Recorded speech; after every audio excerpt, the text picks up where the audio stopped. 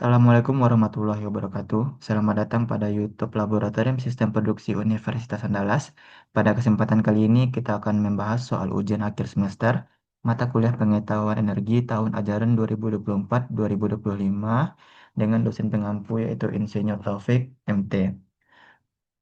Oke, kita akan membahas soal nomor satu. Soal nomor satu dapat dilihat pada slide bahwa sebuah silinder berlubang yang panjang terbuat dari bahan yang konduktivitas termalnya merupakan fungsi suhu menurut rumus K sama dengan 0,05 ditambah 0,01 T, di mana T dalam derajat Fahrenheit dan K dalam British Thermal Unit per hour Foot Fahrenheit.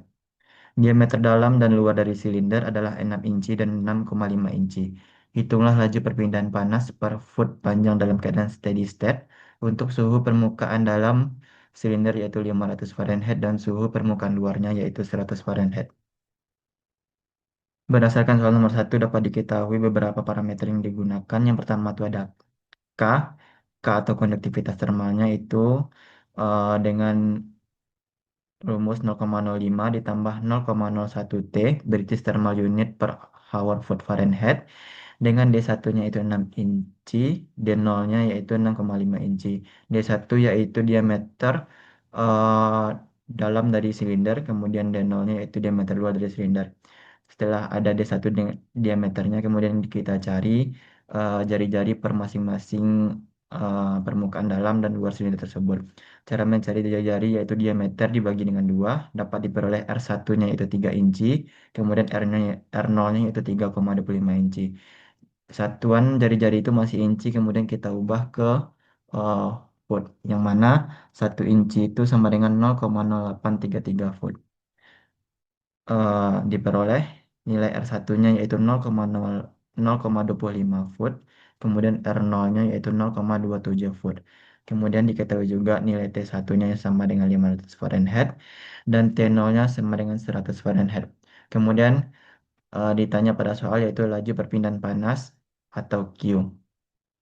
Di sini kita dapat menggunakan rumus yaitu Q sama dengan 2pi dikali K dikali L dikali dengan T1 kurang T0, kemudian dibagi dengan ln R0 per R1, yang mana keterangannya yaitu Q tersebut merupakan laju perpindahan panas dengan satuan British Thermal Unit per hour foot, kemudian R1 dan R0 yaitu jari-jari dalam dan luar dari silinder, satuannya foot, kemudian T1 dan T0 yaitu suhu permukaan dalam dan luar silinder, satuannya Fahrenheit, kemudian K yaitu konduktivitas termal, kemudian L yaitu panjang silinder. Nah, di soal di soal ini dapat diketahui bahwa panjang silinder yaitu 1 foot karena pada soal eh, dapat dilihat merupakan hitunglah laju perpindahan panas per foot panjang. Otomatis per foot panjang itu berarti eh, panjang silindernya itu sebanyak 1 foot. Oke, lanjut. Eh, Selanjutnya kita akan mencari nilai Q. Sebelum mencari nilai Q, kita cari dulu nilai K. Nah, di soal kan ada T1 sama T0. Kemudian kita cari nilai K per masing-masing T-nya. Untuk T1 yaitu 500 Fahrenheit, kita masukkan ke persamaan dari K-nya, yaitu 0,05 ditambah 0,01 dikali dengan 500. Itu dapatkan hasilnya yaitu 0,55 British Thermal Unit per hour Foot Fahrenheit. Untuk T0-nya 100 Fahrenheit itu sama dengan T1, masukkan 100 ke persamaan dari K tersebut. Otomatis diperoleh nilai T0 yaitu 0,15 British Thermal Unit per hour Foot Fahrenheit. Kemudian didapatkan nilai K untuk T1 dan T0, kita cari rata-rata dari kedua nilai K tersebut. Diperoleh nilai rata-ratanya itu 0,35 British Thermal Unit per hour Foot Fahrenheit.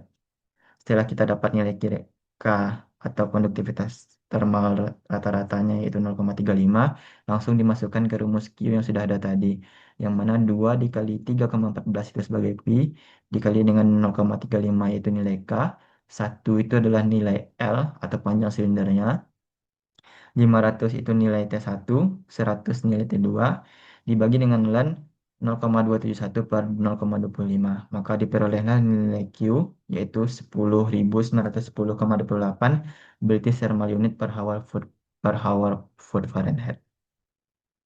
Oke, untuk soal selanjutnya itu soal nomor 2, yang mana suatu dinding yang tebalnya 20 cm terbuat dari suatu bahan yang konduktivitas termalnya 0,8 watt per meter Kelvin Nah, dengan laju perpindahan panas melalui dinding diperkecil dengan menempatkan lapisan isolasi yang mempunyai konduktivitas termalnya yaitu 0,15 watt per meter Kelvin pada salah satu sisinya. Jika suhu permukaan dinding komposit ini yaitu 1300 Kelvin dan 300 Kelvin, maka hitunglah tebal minimum bahan isolasi yang bisa menjaga laju perpindahan panas maksimum yaitu 2000 watt per meter Kelvin. Berdasarkan soal nomor 2 dapat diketahui beberapa parameternya itu. Yang pertama itu ada L1 yang mana L1 tersebut merupakan tebal dari dinding sendiri yaitu 20 cm. Itu dirubah ke dalam satuan meter maka diperoleh L1-nya itu 0,2 meter. Kemudian dapat diketahui konduktivitas termal dari dinding itu sendiri yaitu 0,8 watt per meter Kelvin. Untuk konduktivitas termal lapisan isolasinya yaitu 0,15 watt per meter Kelvin dengan nilai T1-nya yaitu 1300 Kelvin dan T2-nya yaitu 300 Kelvin. Kemudian juga diketahui laju perpindahan panas atau Q-nya yaitu 2000 watt per meter Kelvin. Untuk soal nomor 2 itu yang ditanya itu tebal minimum lapisan isolasi atau yang bisa kita sebut dengan L2.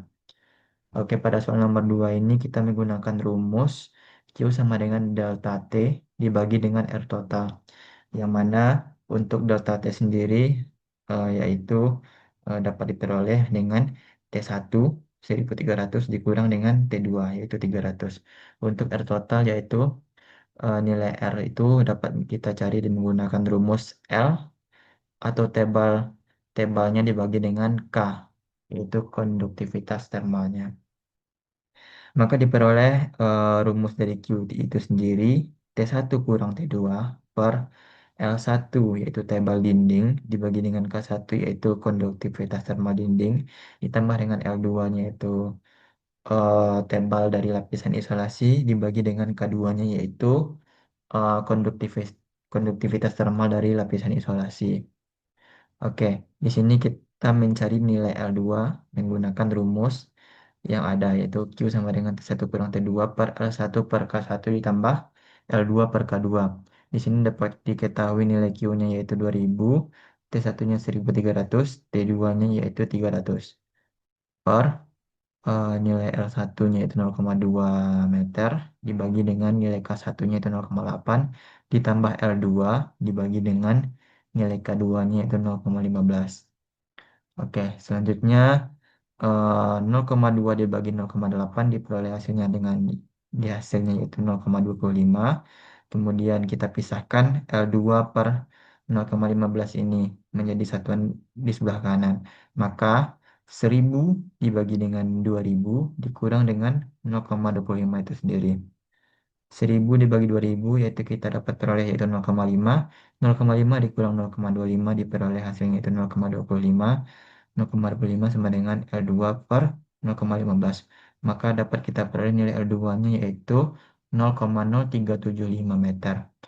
Kemudian kita rubah nilai L2 menjadi satuan cm, maka diperoleh dari nilai L2-nya yaitu 3,75 cm.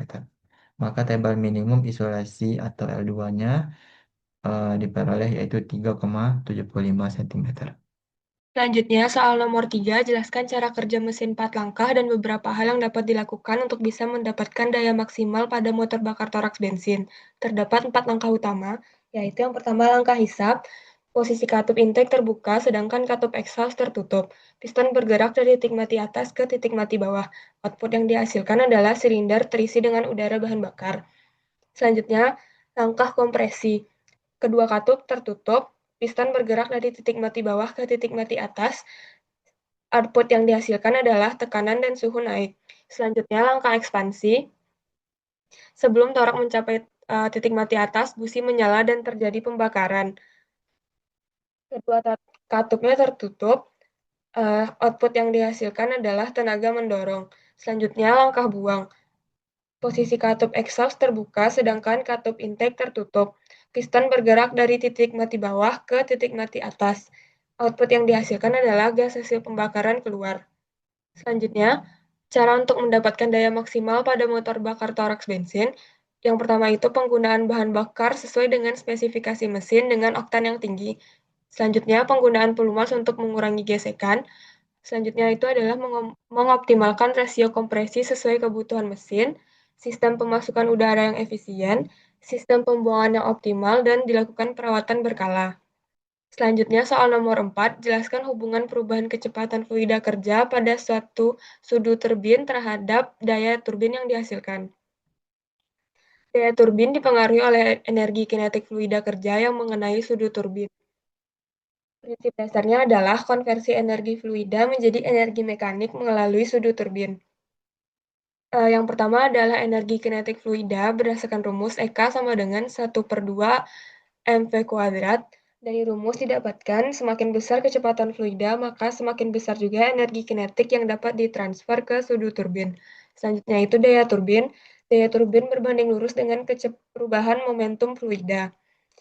Semakin besar perubahan kecepatan fluida, maka semakin besar pula daya yang dapat dihasilkan. Selanjutnya adalah prinsip impuls dan reaksi.